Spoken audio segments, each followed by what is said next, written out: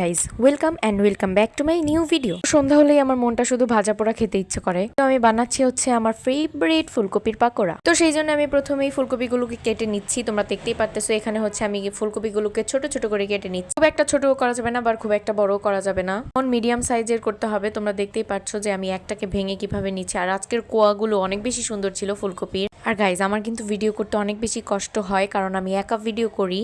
আমার ক্যামেরা কিন্তু কেউ ধরে না গাইজ, আমাকে একা একা নিয়ে করতে হয়। তো সেই জন্য আমার ভিডিওতে একটা লাইক দিয়ে দিও প্লিজ, আমার চ্যানেলটাকে সাবস্ক্রাইব করে দিও প্লিজ গাইজ। তোমরা এখানে দেখতেই পারতেছো যে আমি ফুলকপিগুলোকে কত ছোট ছোট করে কেটে নিচ্ছি, খুব বেশি ছোটও না আবার খুব বেশি বড়ও না। এখানে দেখতেই পারতেছো যে আমি কিভাবে কেটে নিয়েছি। আর এগুলোকে এখন ভালোভাবে ধুয়ে নিতে হবে, অবশ্যই অনেক ভালোভাবে ধুয়ে নিতে হবে।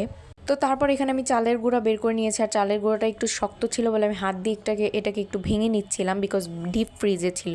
তারপর হচ্ছে আমি এখানে ময়দা নিয়ে নিচ্ছি। আজকে আমি বেসন ইউজ করবো না, আজকে আমি ময়দা ইউজ করবো এখানে। আর তারপর হচ্ছে এখানে চালের গুঁড়া দিয়ে দিচ্ছি। দুইটার কম্বিনেশন কিন্তু গাইজ অনেক বেশি মজা হয়। তারপর আমি এক এক করে সব ধরনের মশলা দিয়ে নিচ্ছি। আর এটা আমার আম্মু দিয়ে দিয়েছে, কারণ আমি মশলার পরিমাণ বুঝি না। তো এখন শুধুমাত্র পানি দিয়ে এটাকে ব্যাটার করে নিব। আর তোমরা দেখতে পাচ্ছ এটার ঘনত্ব কতটুকু হয়েছে, তোমরা অবশ্যই দেখতে পাচ্ছ। এন্ড এখানে আমি একটা ফুলকপিকে নিয়ে চলে আসছি। আর এটাকে হচ্ছে এখন আমি চুবাচ্ছি এখানে, কারণ এটা এখন আমি ভাজবো। এন্ড আমি ইন্ডাকশন চুলা ব্যবহার করছি। আর এখানে আমি সরিষার তেল নিয়েছি, তোমরা তো জানোই আমি সরিষার তেল খাই। তো এখানে আমি সবগুলো দিয়ে দিয়েছি। এন্ড এটাকে আমি উল্টে পাল্টে ভেজে নিয়েছি, দেখতেই পাচ্ছ।